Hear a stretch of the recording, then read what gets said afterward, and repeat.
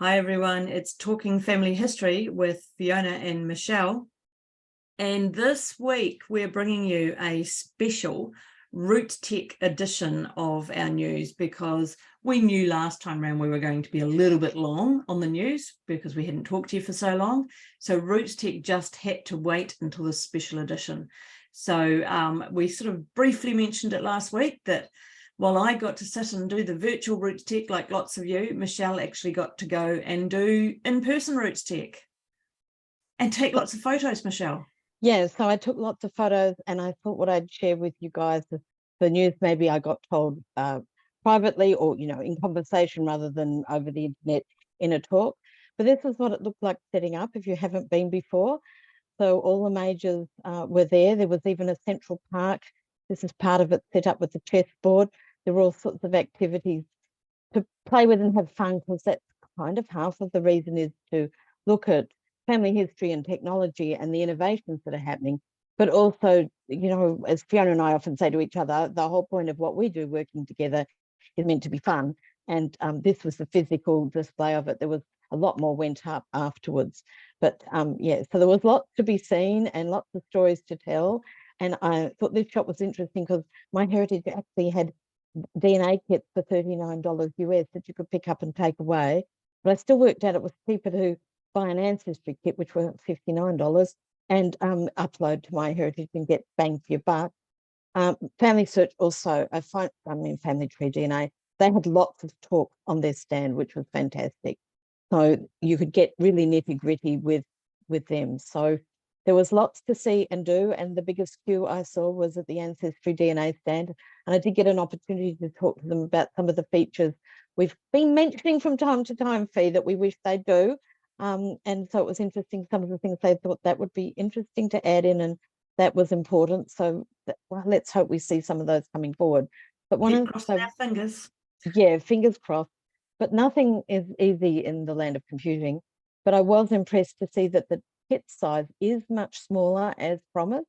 So it's quite tiny now instead of big. So they've definitely reduced by at least the 35% of waste materials they were talking about in their release earlier. So their kits are much smaller when you get them than you might be used to. And it wasn't long before there was huge crowds forming. It took me a long time to stand in this spot and get most of the carpet so you could see it and get a feel for it. And Central Park had already been set up, and lots of people sat and talked in the park, took photos, all sorts of things. The theme this year was about uniting, and this guy, Craig Miller from FamilySearch, and he gave us a long talk, but they also had lots of welcome videos. So what I'm going to do in the description below when you're watching this YouTube video is the links you see on the screen will be added to the description, so you can click straight through to them. And so this is actually a summary of the whole event. In case you've been thinking about coming, you might want to go and listen to people like Nick Barrett here from the UK talking about the value of being there as an in-person event. There were major sponsors, so the usual, FamilySearch, Ancestry, MyHeritage, a new one on the block, Stories, because it was about stories a lot this year. And then there were the other sponsors as well. So don't forget the some you'll be familiar with, like Genealogy Bank and Jed Match and Roots Magic, and Billion Graves and FamilyTree DNA.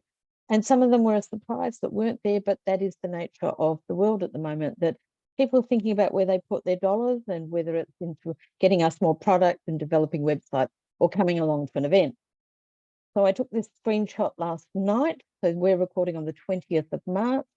So on the 19th, it showed that there was just over 500,000 people joined into the relatives. And you've got to the end of March to try that out. And I've posted it in a few places on Facebook. And I've had quite a few people find relatives and connections with documents they didn't know about. So if you haven't had a go at this yet, I would encourage you to check it out. And you can do that through the Connect page. So it doesn't look like that for me with 21,000. I've got 257, and they're all on my dad's side. So I have been begging for some more Australians to have a go because everything's on my English side. About you, Fee, I don't know whether you've got many on yours or not. Sorry to do that to you because you're not muted. It's okay, because funnily enough, I was just diving in to see how many relatives I've got at RootsTech at the moment, because I haven't checked it in the last couple of weeks. It's gone up a lot in the last few days. Yeah, it's really interesting to see that change as everyone's sort of had a chance to find out more about it and decide whether or not they're going to take part and to play with their family tree, because as soon as you start adding to your family tree or building that family tree, that's when you start to find all those relatives. And I got my first message from somebody yesterday. So people are going and looking at it, and Very cool. they just wanted to know where I lived, because we can see our relationship in the tree, but they were curious where I was from. So yeah, that's an interesting answer in itself. So most of the major sponsors had single standalone or multiple talks about what's new with their websites or their services. So I'm going to go through the three majors and then some other things that just interested me while I was there. So the current stats for the last 12 months at FamilySearch is they have 83 million memories, so many searchable names, it's almost, you can't even think that larger number, and how many images they had. So you know, nearly half of what they've actually got as records has got images attached, which isn't bad at all, but slightly more. Then the size of the trees itself, how many people are there, how many people are being added every month. So it's a fantastic resource just given by the volume of it. The other good thing about them, of course, is their wide range of languages. They're adding more languages, and those are the ones in red. And of course, they're adding new records from here, there, and everywhere, including new countries that they've never had before. That can be useful for many of us. Just the fact that they're so global is pretty amazing. I'm sure many of you were aware of the 1950 census. They put some of the stats up, how over 200,000 people actually volunteered to use artificial intelligence and humans to train the artificial intelligence to actually get it indexed faster than ever before. And there's a whole lot of information around about that. But this was the slide that surprised me the most in the talk and was really hard to see. This is the line entries for everything they did and changing their service and the website in the last 12 months. And so we can't read them in detail, but I can tell you that was a lot of back-end work, has made all sorts of changes. A couple of the big ones, and I remember going to the talk actually in 2010 when there was a visitor out talking about how they were gathering the ways other people gathered family history and the communities that value oral genealogies rather than paper-based ones. And they've been working ever since on technologies to record those. And so they're very pleased to announce that they now have ways of not only recording the oral, but extracting names from them. And there's a whole website to go with that you can check out. And those have extracted 189 million searchable names. And the other thing they've done with AI, now we need to remember that AI has actually been around for a really long time, but it's just the buzzword at the moment. But they've used records to extract computer-generated trees, and they've done some trial work, and I'll show you that in a little section later on. But Australia is one of those, but the different languages are important. The other new feature to their tree service is you can now add relationships to somebody that are beyond family relationships.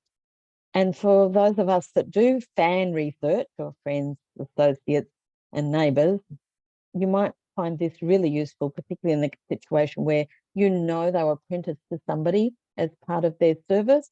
And I know I'll be able to do that. I can now make my Reuben Uther the apprentice of Simeon Lord, because the apprenticeship papers have survived, and they're in the, well, a microfilm of them were in the Mitchell Library before the family got burgled.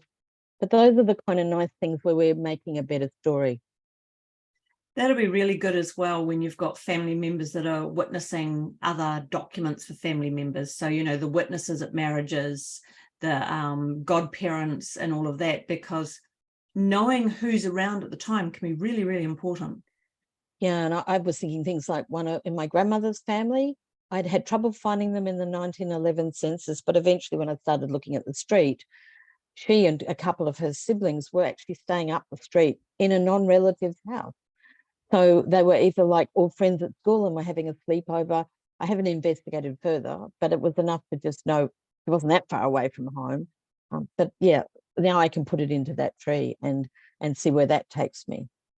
They're also aware that we're much more conscious about what's the source for our information, especially when you've got a universal tree like FamilySearch. You actually want to make sure all the sources are attached. so that people won't disconnect and make edits that you've proven with the identification of data and real documents and valuable source evidence. So they've added more about that. And now there's some settings that you can change, so how you want to look at your layout. And there's been lots of printing tools added. So that long list I showed you has resulted in a lot of these features. And even how you show the sources against the list of the details of the people.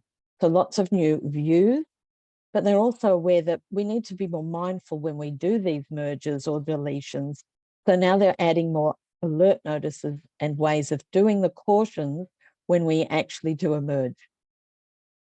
I have to say, this is the bit I'm most looking forward to, because I know that I've got several people that I've already left sort of memories or notes on them already in the existing system, because there are two families that get totally mixed up because they have the same parents' names and a same unusual child name. And the fact that one of them ends up in Pennsylvania and one of them ends up in New Zealand doesn't seem to worry a lot of people. So it's really good to see that we're going to get these sort of things to stop those keep getting merged and, you know, extra siblings added all the time. Yeah, that's what I thought was really valuable, to actually show you all the really key new features, because there's been, I was a bit blown away by just how many new things FamilySearch had added. And, you know, it's not just in one place, it's in many. So wait, there's, you know, more things to be noticing of when you're doing a merge process. So that's really great. The other extension of their work done a long time ago was that they came to realize that some cultures don't do research in the way we do, of starting with ourselves and going back throughout to our ancestors via a pedigree research process. There are many people that already know through their whakapapa or their family law, they know who their first ancestor is. And so what they've started to do is develop a service within the site for those who particularly, they use examples of Korean and Japanese, that they can put straight in their first ancestor and then have the tree built. And you'll see the language choices and the quickness with which this descent view then to you. Of course, it depends on how much is already there, but a lot of these early first ancestors in these cultures are known and in the site already, but the work for you to connect yourself up can be really challenging, particularly when you are used to working in a different direction. So it's really nice to see them modify it to think outside of the box of what is typical of us English-based people. Then the other thing that really did make people in the room go, oh, wow. So I think most of you are aware that when you build a tree at FamilySearch, it's a generic universal tree. And the only people that can't be seen by anybody are all the living people that you put in. So if you put in your brothers and sisters and children and grandchildren and nieces and nephews, all of those are connected to your account and only you can see them. But if your brothers and sisters are doing the same thing, there's lots of duplications of the living. So they're going to build a service that's called sharing living aspects of the tree. You choose who you share with. So you create what's called a family group. You decide that you're going to set some rules, kind of like we do in other places, of being kind and thoughtful and considerate. But the thing is, there'll be an extra drop down because this will now be your tree. And when you decide to join people in, you don't have to bring all their living people with, or you don't have to share all your living. You get some tools to choose. But the end result means that for the public, we'll still only see the deceased. That's in the main, or what they call a shared tree. But what you share with others in your group will be the living people on the left. And so there won't be multiple entries of your nieces, nephews, children, grandchildren, etc., etc. And there's ways around that. I can see us using that for those of us not wanting to collaborate with close family, but maybe we're wanting to do a project where it's one place study, or you can then be working on a village together. So I think there's a lot of other ways that this group can work. You might even want to do it as a family history society to do all your pioneer people and their descendants. So it's a really great new tool that's coming later in the year. Yeah, or thinking about some of those community projects that were done for the World War I memorials, where they've done the family histories for each of the people on a memorial, for example. Yeah, I do like the idea of the one places though. Street histories would be great. Yeah, look, my brain was just, going off on all those kind of tangents and thinking, now I have to retire to have the time to do this. So the thing that grabbed me, because I've been going to RootsTech Live since 2013 when I can afford to get there. But prior to that, the two previous ones, I was getting up at 4 a.m. and watching live and typing notes and emailing them out to the mailing list I was on. And the thing that always grabbed me the most was the innovation of the new products. And we are becoming more mature with our technical tools. And so it's not needed as much now. So they did a focus this time, an 1.5-hour session. Nick Barrett from the UK emceed it, and there was a whole lot of focus on different tools like Marco Polo, which is a video messaging tool that you can go and try out for yourself. They call the messages polos that you send instead of text.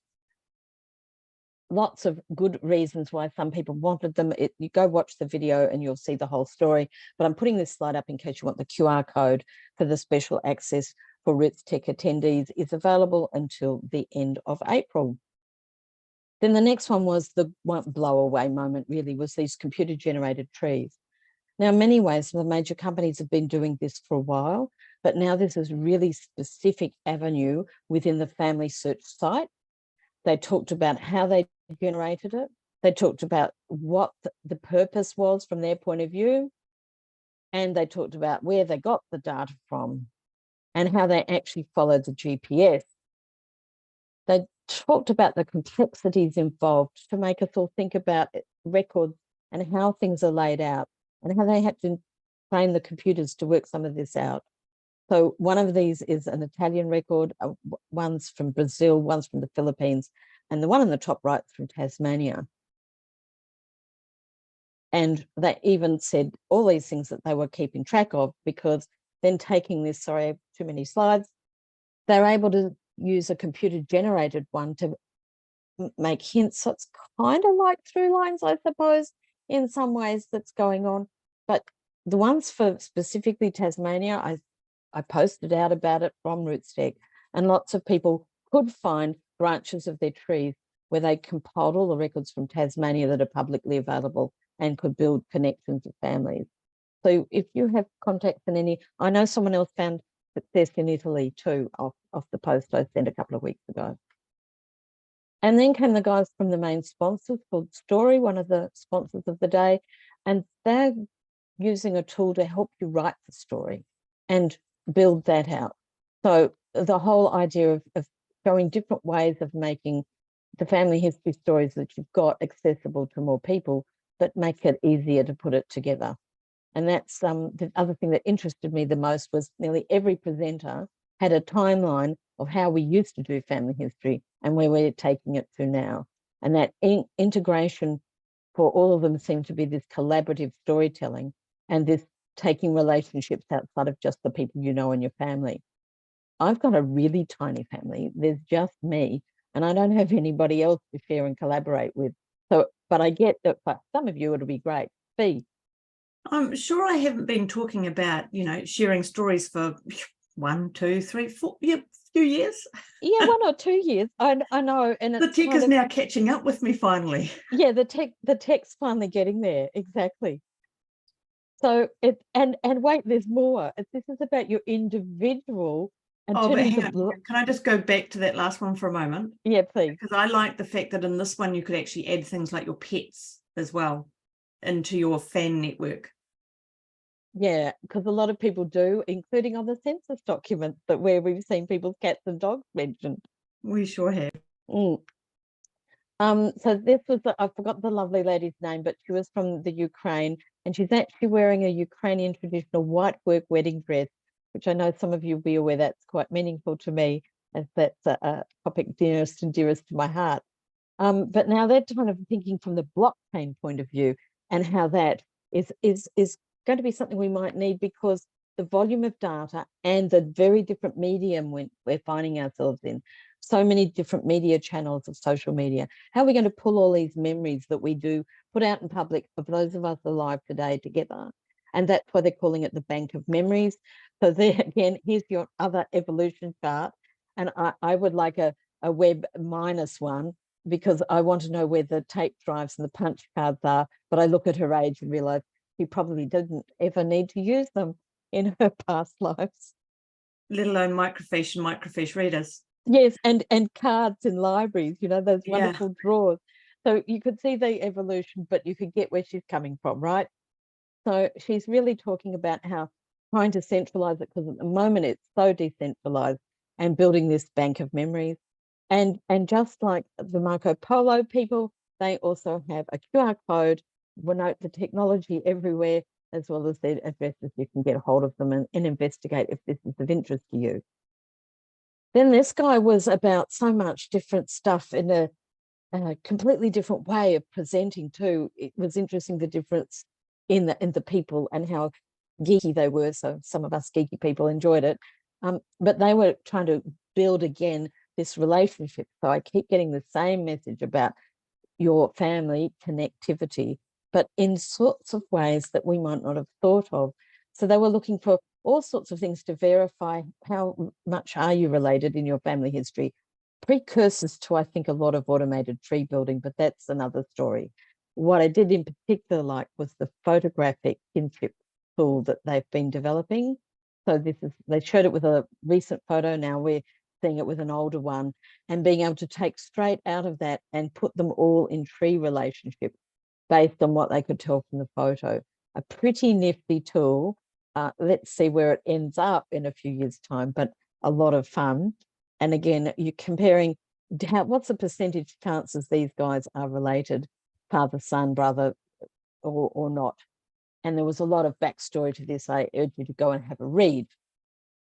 Then the next one was Gen XT, which was about the fact that those of us doing DNA testing are not necessarily all in the one place to go and look at everybody else. And they're hoping to build something that overarches over the major companies so we can have better access to everybody. They talked about a lot of the backstory with the Linux Foundation and what they've been doing with to try and enhance this genomics data for us all. They depend on a lot of things because there's just so many databases all over the place. I'm not sure about the consent aspect, how many people will give consent to end up in this feature. I think it's going to be an interesting tool to watch. I'm just not sure where it's going to end up in the long run because they're relying on the companies to actually give permission for access.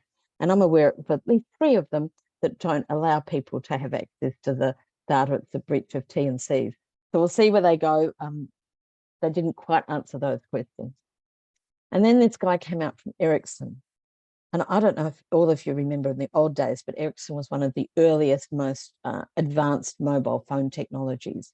And they're doing a lot of backstory work on artificial intelligence again, but from a communication point of view. And here we go again with another timeline. So I figured they'd all worked out that genealogists need timelines. Yeah.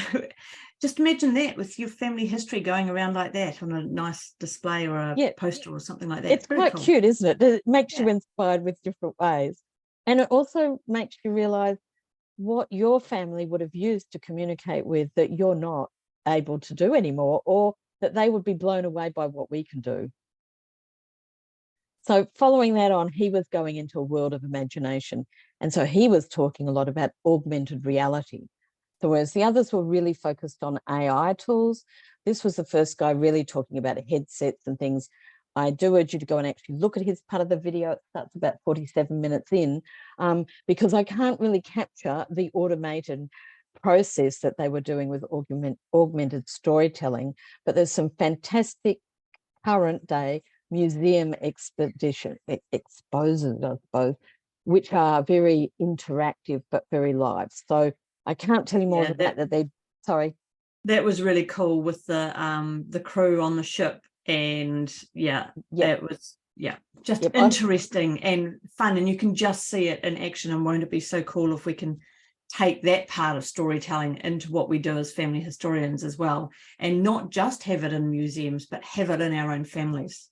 And that's what, funnily enough, it was a conversation I'd had with some of the staff at Ancestry in Sydney before I went, that they could see this could be the way we should be going, is being able to have those interactive, really engaging stories of our own family. But you can see these guys are working right across the world, Sweden, Estonia, and London, in all sorts of fields. So it's going to be an interesting world in the next few years. So here he is, and another QR code for you all. And then the Mac FamilyTree guy came out, Benjamin, after some technical issues, and let us know that in 2022, for the Macintosh, their tree was the app of the year. There were lots of great visuals, particularly the one on the bottom right. When that was shown, there was oohs and ahs from the crowd. And again, yes, those of us with Windows could just sit here and be jealous and envious. But of course, it's very Mac orientated, that the way it presents everything's very visual and very engaging from that point of view. And that's where their focus is.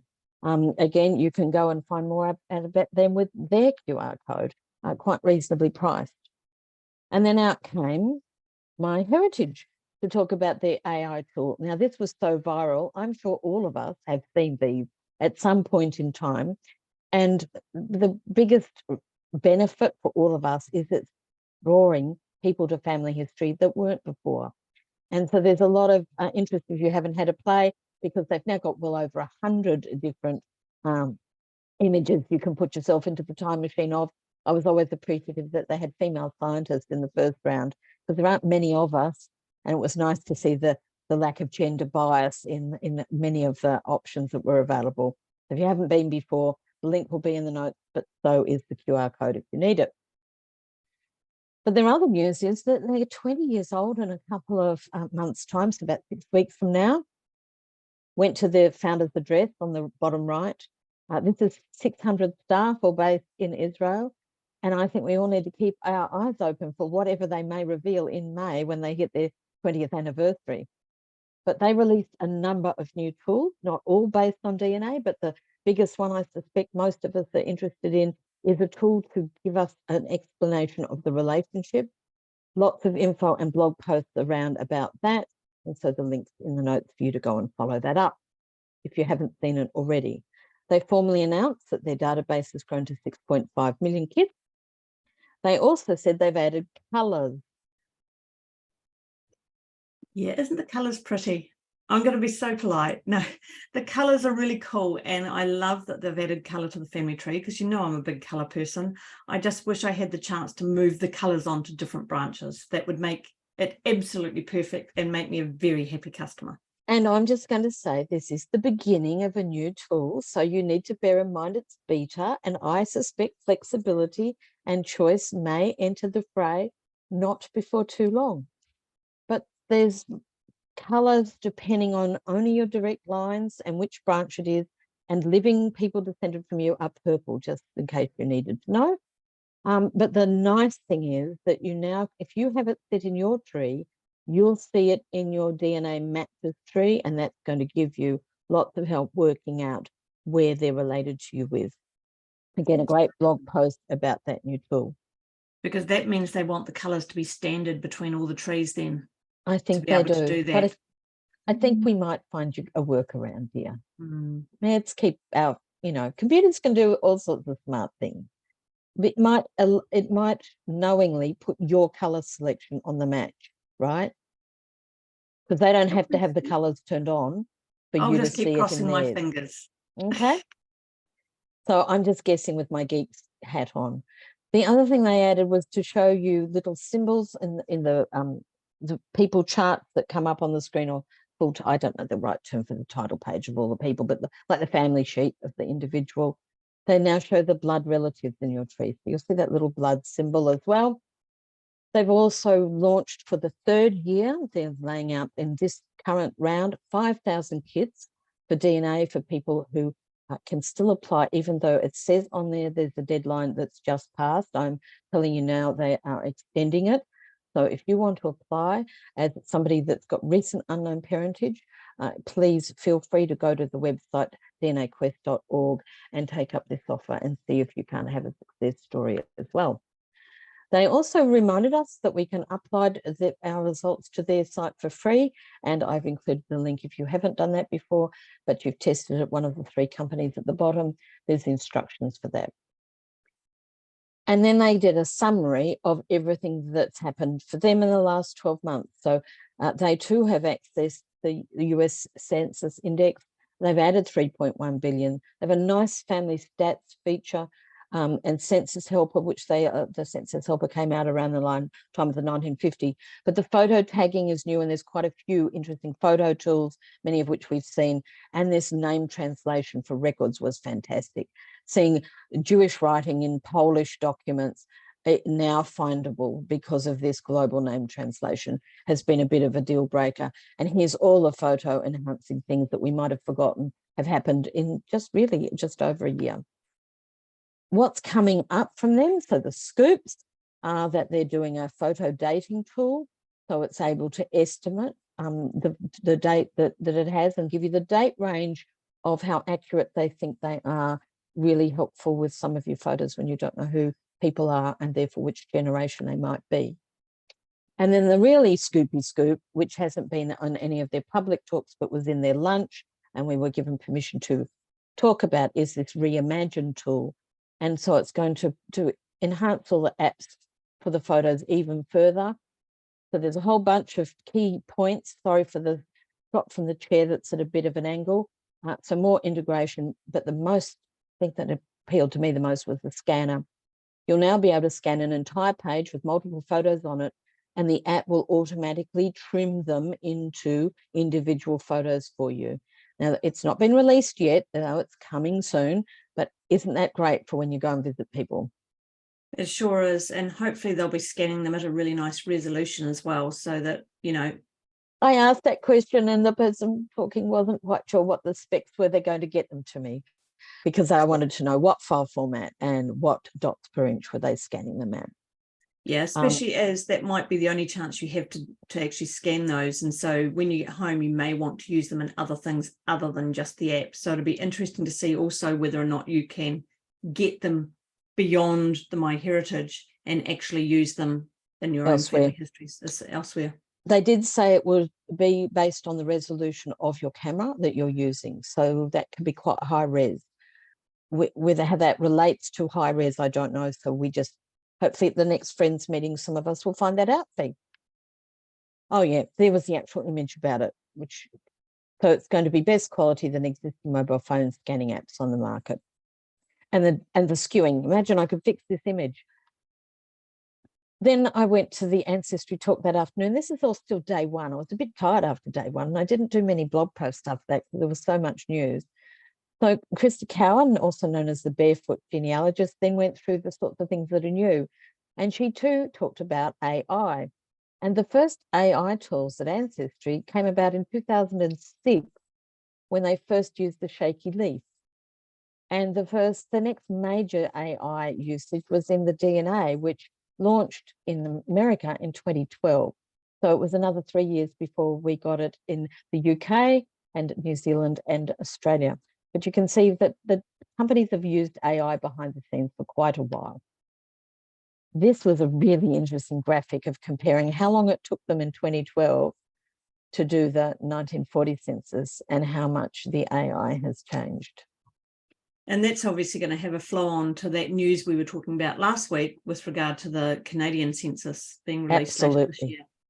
Yeah, and the big thing I think we forget about is what's the number of people in 1940 compared to 1950? And I know there was a lot more people in the later set of records. So it's not just an apples for apples, 9 months to 9 days. It's even better than that because they were actually indexing a tremendous number more people and places. So it's pretty mind-blowing what the computers behind the scenes are doing now. So with all that in mind, Ancestry also gave us the summary of what they'd done in the last year, 5.2 billion new records. So they're still the largest data site for everybody that speaks English and does family history research. They're planning to add another 15 billion coming up. That's super mind-blowing numbers that just does my head in. But I know a lot of them will be from our region in Australia and New Zealand because the large number of records deals have been done in the last couple of years. Hooray. Their formal announcement is that the size of their DNA client base is 23 million. And then we have summary of the new tools that have recently come out. I'm hoping you've all played with the SideView by now and how great that is to defining which side of your family some people are connected on. Certainly helped me, and I know many others. And then released for RootsTech was the new tool called DNA Compare, where you can compare your ethnicities at this point and your communities with a number of other people you match with, and how useful that can be if you're not quite sure how they connect in. And I've got a blog post about that, step by step, how to use that tool as well. So Yep. have a look on the Memories in Time blog. I'll put it in the description when we upload the video feed. Oh. And the other new tool is the Tree Edit History, which is a little tiny time bomb on the top right that's hard to see, but it tells you all the things you did. And of course, as many of us know, we never make mistakes at 3 in the morning when we stayed up too late. But funnily enough, I actually read a blog post today of someone who'd done this very thing and how useful this Tree Edit History was, because they'd miswritten down in their pencil log the surname and they couldn't find them because they'd misspelled it. But the Tree History new tool on the site showed them exactly what the correct spelling was, and they found where they needed to go back to. So nice little extra tool there. The other thing you might not have noticed is that you can now group your messages. So now you can message all your Jones family in one message from their messaging app. Yeah, I was just going to say also on that Tree Edit trail, you can also find out if you're sharing a tree with someone, which one of you's made one of the changes. So I know when I'm working with my clients, I'll often have a tree that we're both looking at. So that's really useful to be able to see, how did that person get there? Oh, you've done it, or I've done it, or who's done it. And you can do that with your family if you're sharing a family tree as well. Yeah, I forget about those things because, like I said, there's just me and nobody else is working on my tree. So always useful to have someone with family. They're also putting back in an archiving system, which is great because I used to use the folders and I miss them. And they're going to bring out an info request tool, and you need to go and listen to the video to hear what's involved in that. But the big release really for Ancestry at this event, as with many others, was all about storytelling, and their app, within the app, tools to make it easier for you to tell a story and therefore share it and be more engaging to your nieces and nephews or grandchildren or siblings who just want to know what it is you're doing.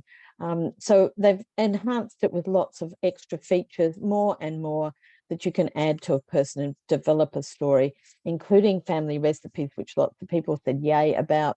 I don't have any famous ancestors, though they said some of us might actually be famous ourselves and could put the existing people we know in. So I can put Fee in as my famous friend, but I don't think I have. Oh, I don't know. I could say I used to know Stuart Wagstaff, the actor, so I could maybe put him in as. But anyway, there you go. And the travel. But this is actually the thing that I'm really looking forward to in adding, because I have sound recordings of the furthest back people in my youth of family and their memories. And I have it with my uncle and some bigger memories. And so I've got a group of sound recordings of my mum too. I didn't manage to get my dad. He died too long ago.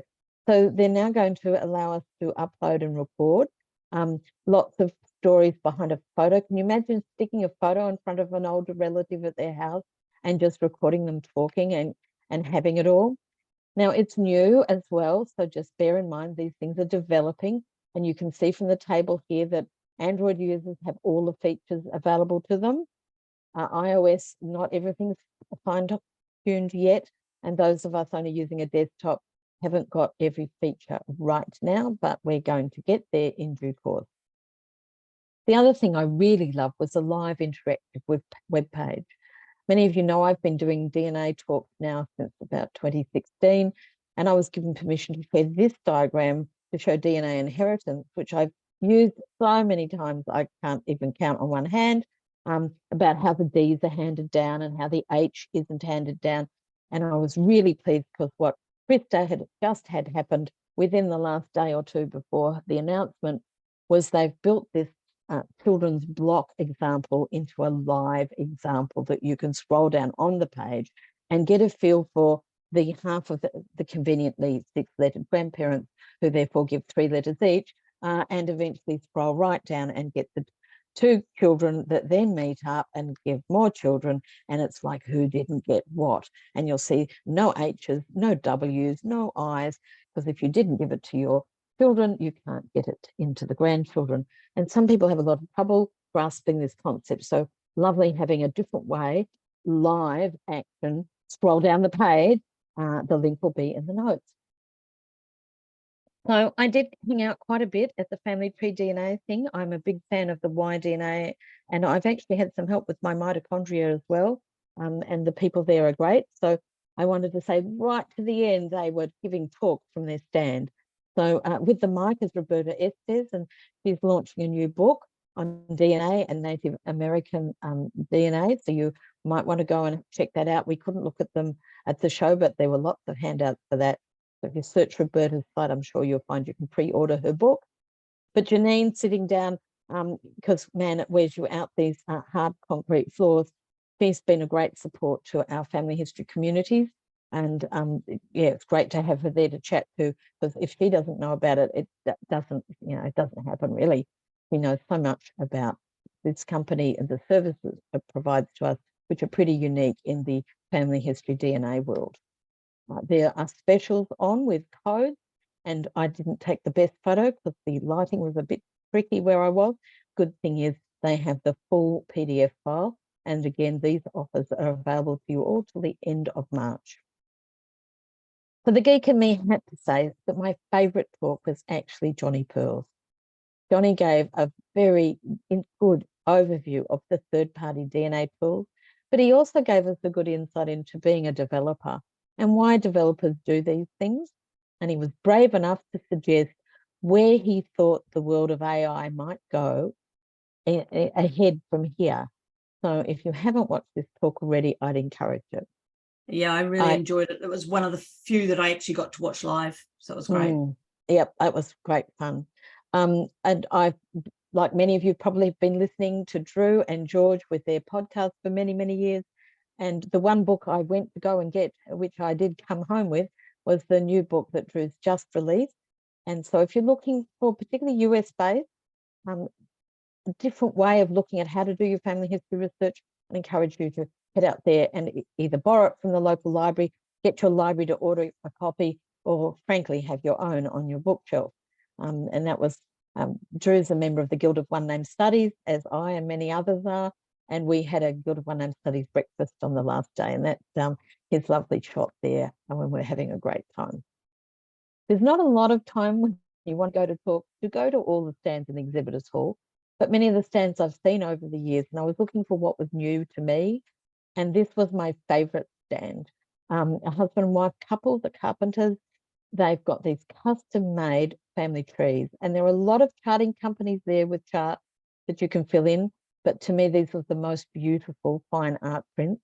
And when I looked at them, they're all, a lot of them were season-based.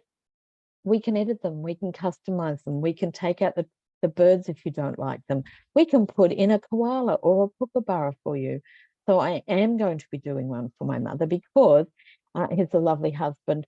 What you can't see easily in front of him is they turn them into jigsaw puzzles. And my mother's a mad keen jigsaw puzzle fan. So I'm going to do her birth mother's tree for her for Christmas. She won't be watching this, so it doesn't matter. I can say it out loud. And you can see the jigsaw puzzle effect. I don't think she's going to like all the white bits, but at least if we could do the tree of her direct ancestors. Yeah, you sort of want to sneak a photo up into a couple of those corners, don't you, just to get rid of some of that white. Yeah.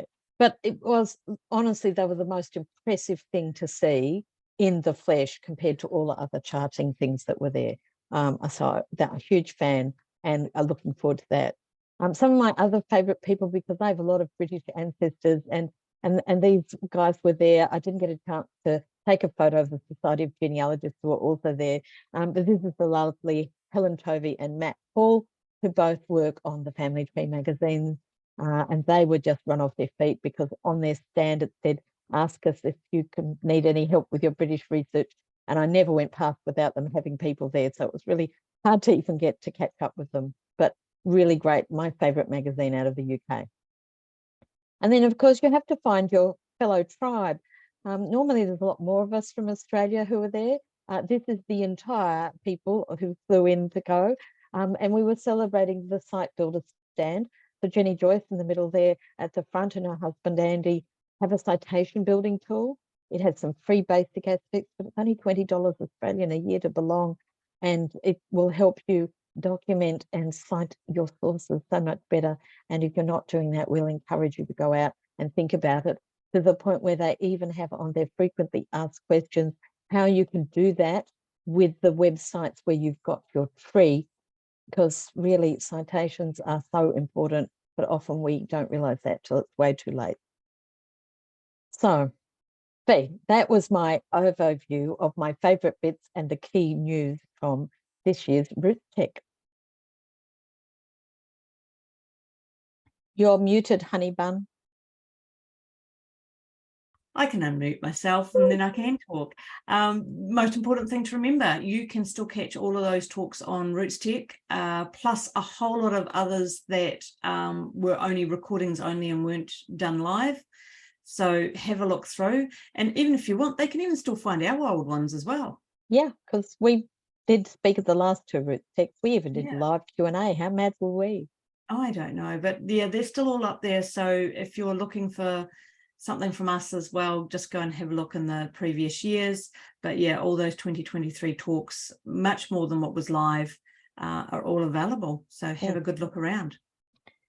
So thanks for watching, and we'll see you with a regular news bulletin in about 10 days. See you later, everyone.